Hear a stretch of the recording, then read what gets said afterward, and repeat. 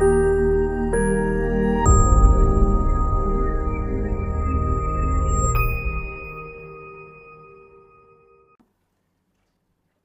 भी भाषा सीखने के लिए पहले उसके उच्चारण स्थान या उसका वर्णों के बारे में जानना बहुत ज़रूरी होता है।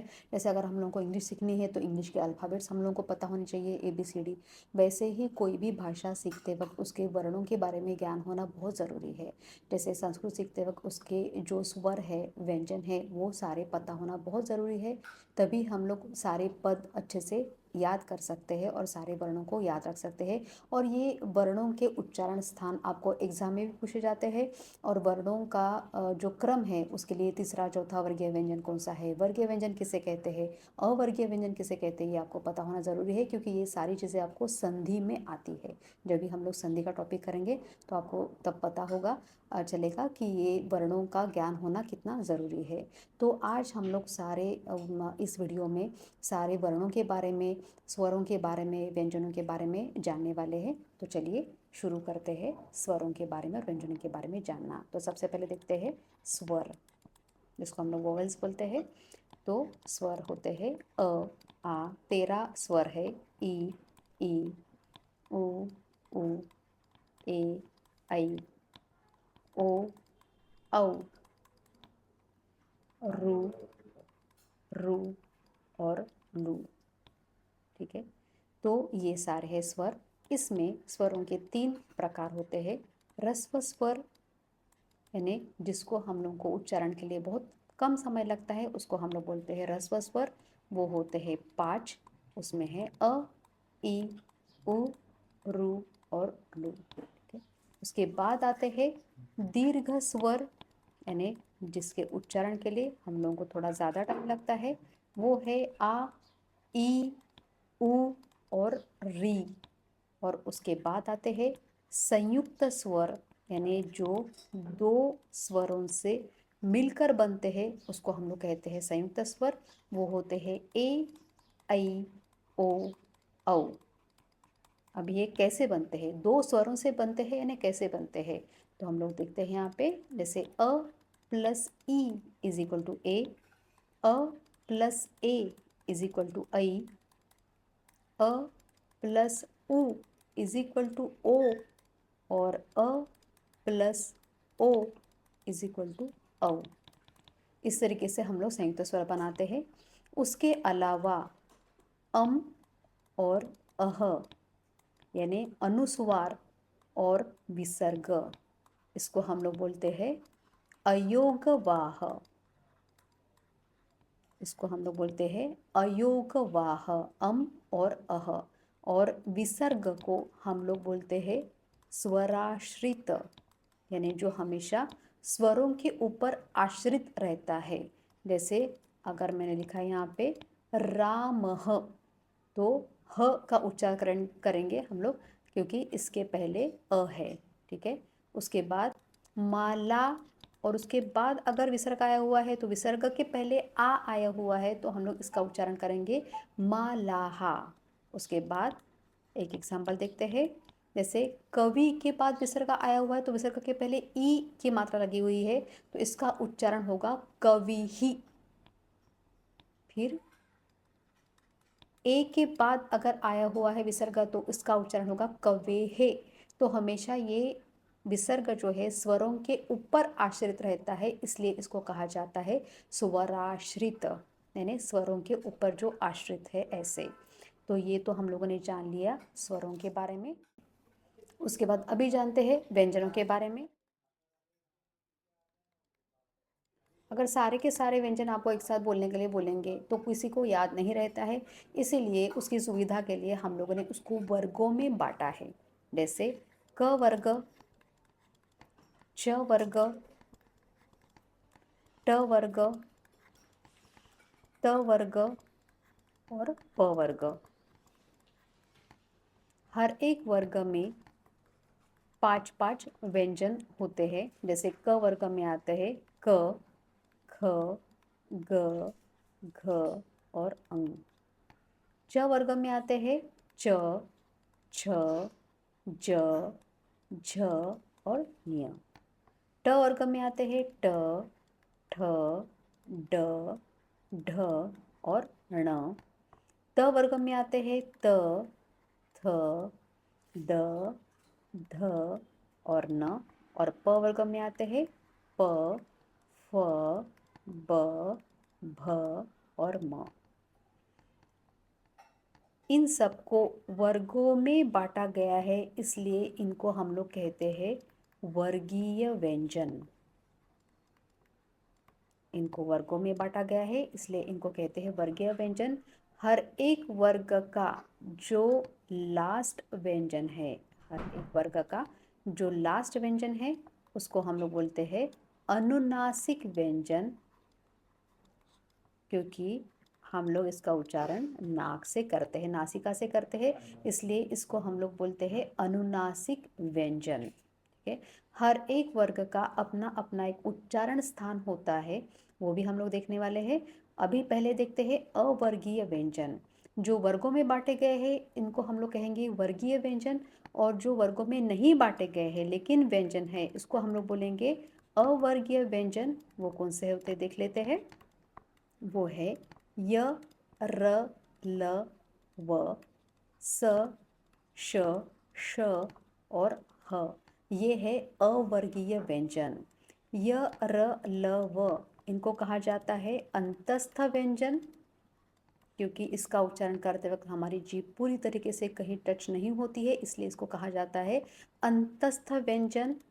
और स, श, श, ह इनको कहा जाता है ऊष्म व्यंजन, यानी इनको उच्चारण करते समय गर्म हवा वायु से रगड़ के आती है, इसलिए हम लोग इसको बोलते हैं ऊष्म व्यंजन। ये 8 व्यंजन किसी वर्ग की कैटेगरी में नहीं आते हैं, इसलिए इनको कहा जाता है अवर्गीय व्यंजन। तो वर्गीय व्यंजन होते हैं 25 यानी 25, और अवर्गीय व्यंजन होते हैं 8, यानी टोटल व्यंजन होते हैं 33। तो टोटल व्यंजन हमने देखे यहाँ पे, वर्गीय व्यंजन और अवर्गीय व्यंजन मिला के 33 व्यंजन होते हैं। अभी हम लोग इसके उच्चारण स्थान देखते हैं। मैं हमेशा मेरे स्टूडेंट्स को कहती हूँ कि रट्टा मारने से अच्छा है कि आप उसको प्रैक्टिकली करके देखो, तो आपको व्यंजनों के जो उच्चारण स्थान है जो आपको एग्जाम में पूछे जाते हैं वो आपको तुरंत पता चल जाएगा। जैसे अभी क वर्ग का उच्चारण स्थान जो है वो है कंठ। जैसे हम लोग अगर बोलेंगे उसका उच्चारण हम लोग करेंगे क, ख, ग, घ, अंग, तो हमारे कंठ में वाइब्रेशंस आते हैं, तो इसलिए इसका उच्चारण स्थान हो जाता है कंठ। अगर पूछा जाता है कि कमलम इस शब्द में क वर्ग का या क वर्ण का उच्चारण स्थान क्या है, तो अगर आप उसको प्रोनाउंस करके देखेंगे तो आपको उसका उच्चारण स्थान तुरंत पता चल जाएगा और आपकी कभी उच्चारण स्थान में गलती नहीं होगी। जैसे आगे का जो है च वर्ग, तो च, छ, ज, झ, न्य, तो हमारी जीभ जो है तालु को स्पर्श करती है, इसलिए इसका उच्चारण स्थान है तालव्य। उसके बाद ट, ठ, ड, ढ, ण, हम इसको अगर प्रोनाउंस करेंगे तो इसका उच्चारण स्थान जो है, हमारी जीभ जो है ऐसे रोल होती है, पीछे जाती है, ठीक है, तो उसको हम लोग बोलेंगे मूर्धन्य। तो ट वर्ग का उच्चारण स्थान हो गया मूर्धन्य।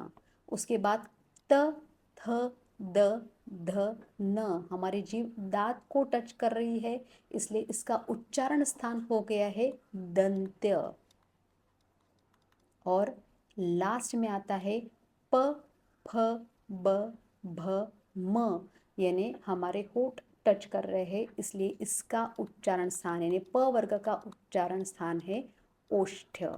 तो इस तरीके से हम सारे के सारे उच्चारण स्थान याद रख सकते हैं। हम लोगों ने व्यंजनों के उच्चारण स्थान है जो होते हैं वो हम लोगों ने देख लिए हैं। जैसे क वर्ग का उच्चारण स्थान है कंठ्य, च वर्ग का उच्चारण स्थान है तालव्य, ट वर्ग का उच्चारण स्थान है मूर्धन्य, त वर्ग का उच्चारण स्थान है दंत्य और प वर्ग का उच्चारण स्थान है ओष्ठ्य।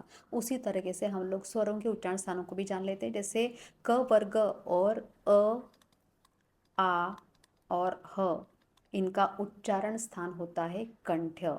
जैसे आ अगर हम लोग बोलेंगे तो कंठ से वाइब्रेशंस आती है, तो इसका उच्चारण स्थान हो गया कंठ्य। तो अ, आ और ह का उच्चारण स्थान है कंठ्य। उसके बाद आगे देखते हैं ई और य श, इनका उच्चारण स्थान है तालव्य। ई य श और च वर्ग, इनका उच्चारण स्थान है तालव्य। उसके बाद रु री और र और श, इनका उच्चारण स्थान है मूर्धन्य। रु री र और श और ट वर्ग, इनका उच्चारण स्थान है मूर्धन्य। उसके बाद आते हैं रु का उच्चारण स्थान है और स का उच्चारण स्थान है दंत्य। और उसके बाद आता है उ का उच्चारण स्थान है ओष्ठ्य। उ और उ का उच्चारण स्थान है ओष्ठ्य। उसी तरीके से ओ और औ का उच्चारण स्थान है कंठोष्ठ्य। और ए और ऐ का उच्चारण स्थान है कंठ तालु। ए और ऐ का उच्चारण स्थान है कंठ तालु और व का उच्चारण स्थान है दंतोष्ठ। तो इस तरीके से उच्चारण स्थान हम लोग याद रख सकते हैं। तो फिर से एक बार देख लेते हैं। क वर्ग अ, आ और ह का उच्चारण स्थान है कंठ्य। च वर्ग और ई य और श का उच्चारण स्थान है तालव्य। उसके बाद ट वर्ग और रु री र और श का उच्चारण स्थान है मूर्धन्य। उसके बाद त वर्ग और रु स का उच्चारण स्थान है दंत्य। उसके बाद प वर्ग और उ का उच्चारण स्थान है ओष्ठ्य। उसके बाद ओ और औ का उच्चारण स्थान है कंठोष्ठ और ए ऐ का उच्चारण स्थान है कंठ तालु और व का उच्चारण स्थान है दंतोष्ठ। तो हम लोगों को याद रखना है, व्यंजनों को 5 वर्गों में बांटा गया है। तो हर एक वर्ग में 5 व्यंजन होते हैं। जैसे क वर्ग में क ख ग घ अंग, च वर्ग में च छ ज झ ञ, ट वर्ग में ट ठ ड ढ ण, त वर्ग में त थ द ध न और प वर्ग में प फ ब भ म। ये हो गए सारे वर्गीय व्यंजन, क्योंकि इनको वर्गों में बांटा गया है। और उसके अलावा य र ल व स श श ह, ये है अवर्गीय व्यंजन, यानी ये भी व्यंजन है लेकिन ये किसी वर्ग में नहीं आते, इसलिए इनको कहा जाता है अवर्गीय व्यंजन। तो वर्गीय व्यंजन 25 और अवर्गीय व्यंजन 8, ऐसे मिलके 33 व्यंजन, टोटल 33 व्यंजन होते हैं। तो आज के वीडियो में हम लोगों ने स्वर और व्यंजनों के बारे में जाना, जो आपको संधि के लिए बहुत यूज़फुल है, बहुत काम आने वाले हैं। और उनके उच्चारण स्थान भी हम लोगों ने जाने, क्योंकि उच्चारण स्थान आपको एग्जाम में पूछे जाते हैं। मुझे आशा है कि आपको ये वीडियो पसंद आया होगा और आपको जो ट्रिक मैंने बताई है कि आप उसको उच्चारण करके देखो और उसके बाद उसका उच्चारण स्थान आपको तुरंत पता हो जाएगा। तो ये ट्रिक आपको काम में आएगी। तो चलिए मिलते हैं नेक्स्ट वीडियो में। पुनर्मिलामः।